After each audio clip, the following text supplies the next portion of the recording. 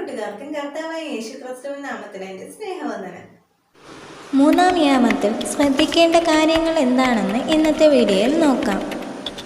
രാത്രി 12 മണി മുതൽ വെളുപ്പിന് 3 മണി വരെയുള്ള സമയമാണ് മൂന്നാം യാമം എന്ന് അറിയപ്പെടുന്നത്. ഈ സമയത്തെയാണ് യഹൂദന്മാർ പിശാചിൻ്റെ സമയമെന്ന് കരുതിയിരുന്നത്. പിശാചിൻ്റെ യാമമെന്നും ഇത് അറിയപ്പെടുന്നു. മൂന്നാം യാമത്തിൻ്റെ അന്ത്യത്തിലും നാലാം യാമത്തിൻ്റെ ആരംഭത്തിലുമാണ് യേശു കടലിന്മീതെ നടന്നത്. മൂന്നാം യാമത്തിൽ ഇന്നത്തെ കാലത്ത് നടക്കുന്ന സംഭവങ്ങൾ ഇനി പറയുന്നവയാണ്. ഏറ്റവും അധികം മോഷണങ്ങൾ നടക്കുന്ന സമയമാണ് മൂന്നാം യാമം. മനുഷ്യർ ഗാഢനിദ്രയിലേക്ക് പോകുന്ന സമയമാണിത്. പിശാച് മനുഷ്യരെ സ്വപ്നങ്ങളിലൂടെ ഉപദ്രവിക്കുന്ന സമയമാണ് മൂന്നാം യാമം. മനുഷ്യർ മൂന്നാം യാമത്തിൽ സ്വപ്നങ്ങളുടെ മറ്റൊരു ലോകത്ത് ആയിരിക്കും. പലർക്കും തങ്ങളുടെ മനസ്സ് മറ്റൊരു ലോകത്തിലേക്ക് പോകുന്നതായി തോന്നുന്ന സമയം. ഈ യാമത്തിൽ പിശാച് സ്വപ്നത്തിലൂടെ പലരെയും ആക്രമിക്കും. ഏറ്റവും അധികം ദുർമന്ത്രവാദങ്ങളും സാത്താനിക ആരാധനകളും നടക്കുന്ന സമയമാണ് മൂന്നാം യാമം. ദുർമന്ത്രവാദങ്ങളിലൂടെ പൈശാചിക ശക്തികൾ വ്യാപരിക്കുന്ന യാമം ആണിത്. മൂന്നാം യാമം വളരെ പ്രധാനപ്പെട്ടതാണ്.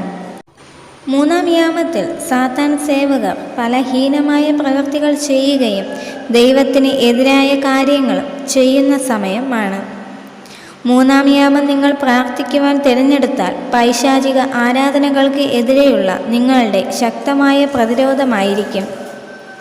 മൂന്നാം യാമത്തിൽ, അതായത് രാത്രി 12 മണി മുതൽ വെളുപ്പിന് 3 മണി വരെയുള്ള സമയം നിങ്ങളെ ദൈവം ഉണർത്തിയാൽ നിങ്ങൾ പ്രാർത്ഥനയ്ക്കായി സമയം ചിലവഴിക്കണം. ദർശകർക്ക് മൂന്നാം യാമത്തിലും ദർശനങ്ങൾ ലഭിക്കാറുണ്ട്. ഏറ്റവും പ്രധാനമായി 2:30 മുതൽ 3 മണി വരെയുള്ള സമയം ഒരു ദർശനം നിങ്ങൾ കണ്ടാൽ ആ ദർശനത്തിൽ വിശ്വസിച്ച് കണ്ട ദർശനത്തെ ഓർത്ത് നിങ്ങൾ പ്രാർത്ഥിക്കണം. മൂന്നാം യാമത്തിൻ്റെ അവസാനവും നാലാം യാമത്തിൻ്റെ ആരംഭവും ദർശനങ്ങളുടെ സമയമാണ്.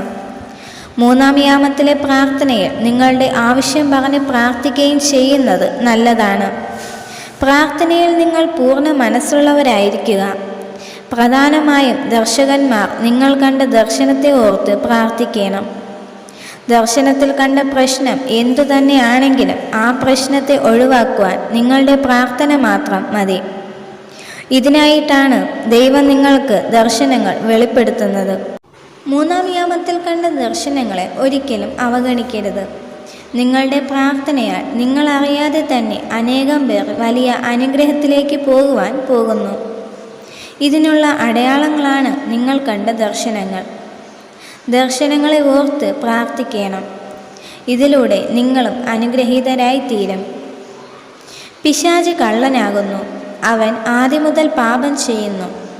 പിശാചിനെതിരെയുള്ള ശക്തമായ ആയുധമാണ് മൂന്നാം യാമത്തിലെ നിങ്ങളുടെ പ്രാർത്ഥന. അത്ഭുത സമയമായ വെളുപ്പിനെ 3 മണി സമയം മൂന്നാം യാമത്തിൻ്റെ അവസാനമാണ്. അതിനാൽ മൂന്നാം യാമം വളരെ പ്രാധാന്യം അർഹിക്കുന്നു. എപ്പോഴും ഉണർന്നിരിക്കുക എന്ന് ബൈബിൾ പറയുന്നത് ആത്മീയ ഒരുക്കം പ്രാർത്ഥനയിലൂടെ നമുക്ക് ഉണ്ടായിരിക്കണമെന്നതാണ്. മൂന്നാം യാമത്തിലോ നാലാം യാമത്തിലോ ദൈവം നിങ്ങളെ ഉണർത്തിയാൽ ഉറപ്പായും പ്രാർത്ഥിക്കുക. മൂന്നാം യാമം കള്ളൻ മോഷണത്തിന് ഇറങ്ങുന്നത് പോലെ പിശാച് പലരെയും കവർച്ച ചെയ്യുവാൻ നോക്കുന്ന സമയമാണ്. പിശാചിൻ്റെ യാമമെന്ന് അറിയപ്പെടുന്ന ഈ യാമത്തിൽ പൈശാചിക ശക്തികൾക്കെതിരെ പ്രാർത്ഥനയെന്ന ആയുധം സ്വീകരിക്കേണ്ടത് അനിവാര്യമാണ്. സാത്താനിക ആരാധനകൾ ലോകത്ത് പലയിടങ്ങളിലും നടക്കുന്നു.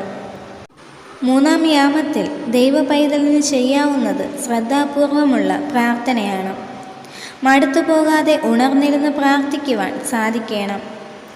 ഒരു അരമണിക്കൂർ നിങ്ങൾക്ക് പ്രാർത്ഥനയിൽ ഉറ്റിരിപ്പാൻ സാധിച്ചാൽ വലിയ അത്ഭുതങ്ങൾ നിങ്ങൾക്ക് ദർശിക്കുവാൻ സാധിക്കും.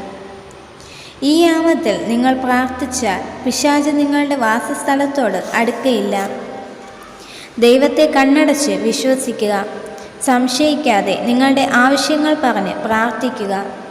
അതിനായി ദൈവം നിങ്ങളെ ഏവരെ സഹായിക്കട്ടെ.